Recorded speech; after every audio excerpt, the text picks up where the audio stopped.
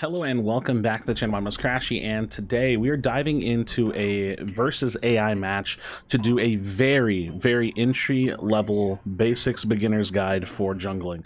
Now, I was recently in a call with one of my friends that's kind of like trying to learn Predecessor, and he wanted to learn the jungle role, and I figured, hey, I could teach him that easily. So I was watching him, and I realized there's so many little nuance and small things that a new player wouldn't even think of. So first and foremost, your hero is your hero. You got to know what crest you want to use. For the sake of doing this, this is kind of figuring in like a rampage build at the same time. We're going to start with rampage, and in the jungle you're either going to start with, like on tanks, you can sometimes start with like a vitality bead going into brimstone, or you'll start with a short sword. So let's just go ahead and get that out of the way. You're going to start with a short sword, and you're going to get out. Now, most junglers are going to start on your red buff, so usually what you want to do is you want to go straight to your red buff. And again, this is a bot match, so I can always just leave it and start over and show you some things. But how do you pick what ability you want to start with? Well, for me, it really is hero kit dependent, but for me, you can kind of hold your control and look at your cooldowns. Look at my Rumble, my E. It's got 30 mana cost and 8-second cooldown, so that's going to be the fastest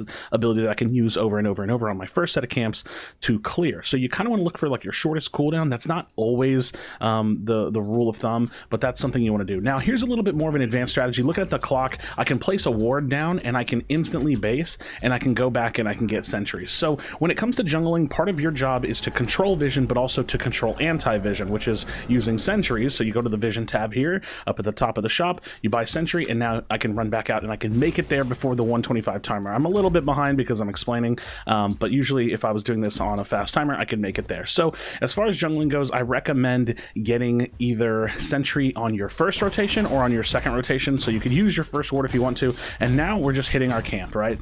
So we have our hunt, which is our one ability, and before it's upgraded, your hunt does 500 damage. Now, you can't see what 500 damage is, but I'm kind of kiting this buff around. I'm getting it low, and around here is about 500 damage. So it's about a third of the bar left. Now you get another ability, and I'm gonna go ahead and take my Q ability. For, like I said, it doesn't really matter because this isn't a rampage, but I'm just focusing my farming. Now, here's the thing.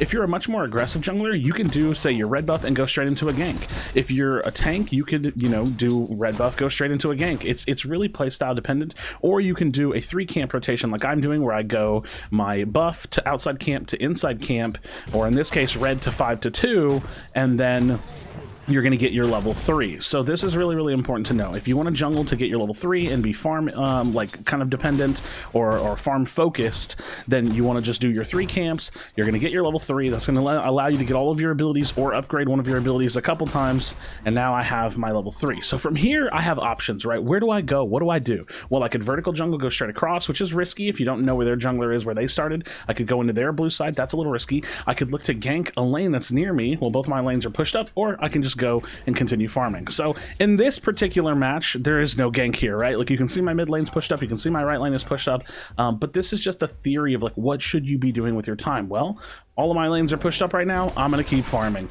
Now, on the clock, there is 3 minutes that just happened. I could have gone and helped the middle river buffs that spawned. I'd say there's a decent amount of focus that you should be putting on those, but it really is game by game dependent. So in high level competitive play, helping out your mid laners with river buffs is pretty important, especially for the first like few of them. So maybe I should have touched on that a little bit more, but I'm just trying to go over as much as possible. But right now, we're just farming, right? And you don't want to make sure you don't want to sit on your hunt too long. So I have hunt charges, right? Make sure you're using them. You do want to kind of almost always pocket one hunt charge, right?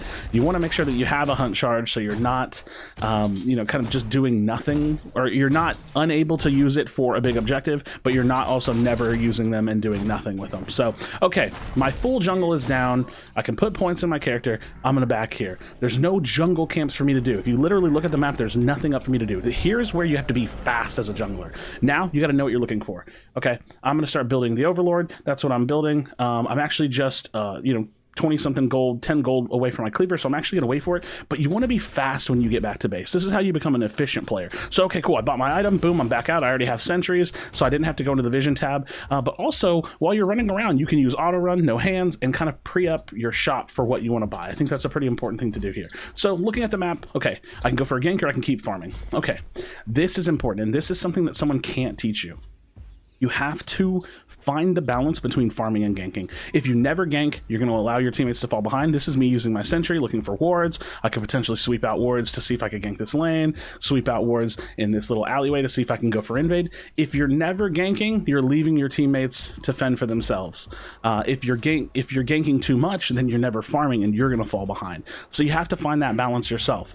Okay, 5 minutes are coming up on the clock. I can hang out near the mid lane, put a little bit of pressure on the Fae. So look, we'll go for a gank on the Fae. The 5 minute mark has just came up, so I hurt her health bar, and look, what can I do? I can go for the odd minute river buff. So I can get this one, my teammate can go get the other one, whatever. Again, it's a bot, he's pissed off, imagine.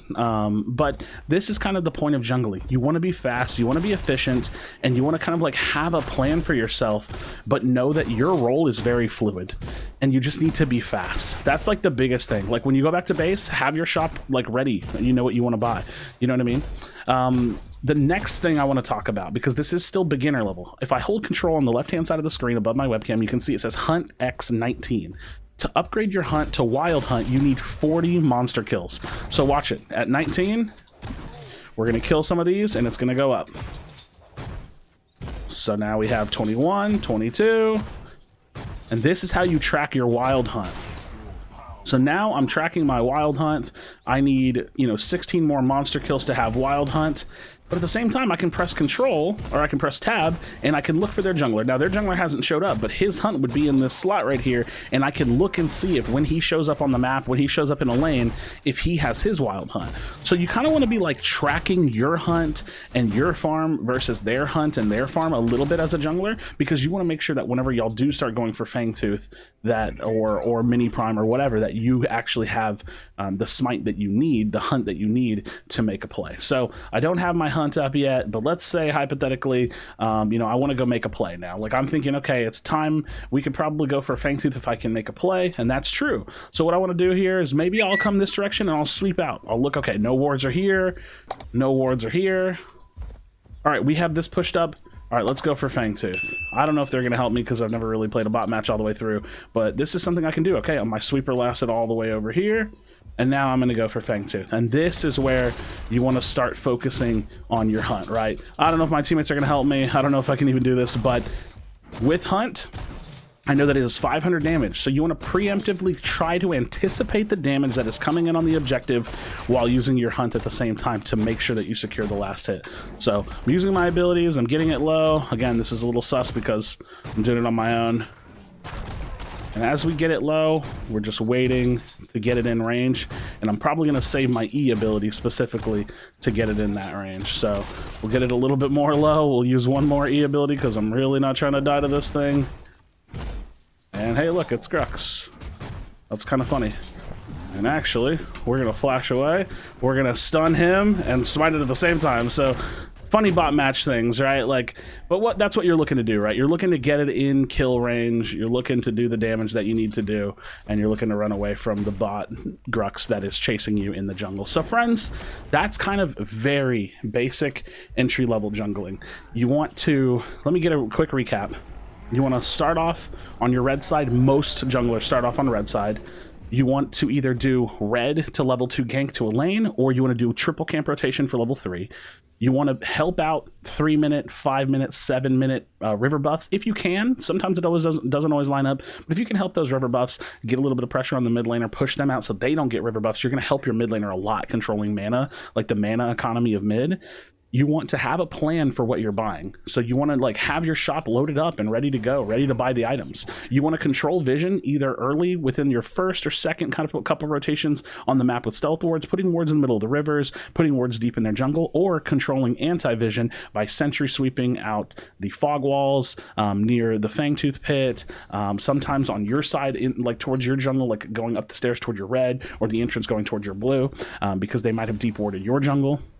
And ultimately, you want to have a good balance between farming and ganking that is just a little bit of interpretive, right? You have to feel it out, and you have to try to track their jungler and look at their farm and say, okay, I have 54, he has 47, I'm ahead on Wild Hunt, right? Okay, I'm at 26. Okay, I want to focus on getting, you know, my last 14 monster kills before the next Fangtooth. That's something that you can do.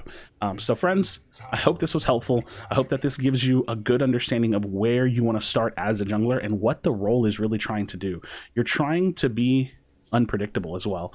This is something that's a little bit harder to teach, but don't overly show yourself. Don't walk through the middle of the lanes too much. Don't step out of a fog wall and step back in. Like, move with purpose, but move with purpose as mysteriously and inconspicuously as possible, right? Like, do not let them know where you are unless you can make a play off of it, because the more information they have on you, if I'm on the right side of the map, that means the left side and the mid side of the map know that they have some time away from me. So the more mysterious you are, the more you can play around that, and then the more plays that you can make. So friends, if you have any questions about entry-level jungling, if you feel like I missed anything, and I might have, let me know in the comments down below. This doesn't cover builds, this doesn't cover heroes, but it does cover a lot of the basics, and I hope that this is very helpful. So thank you so much for watching. Drop a like in the video, subscribe for future Predecessor content. As always, be sure to be kind of one another. Tell someone you love them, and I'll see you on the next video.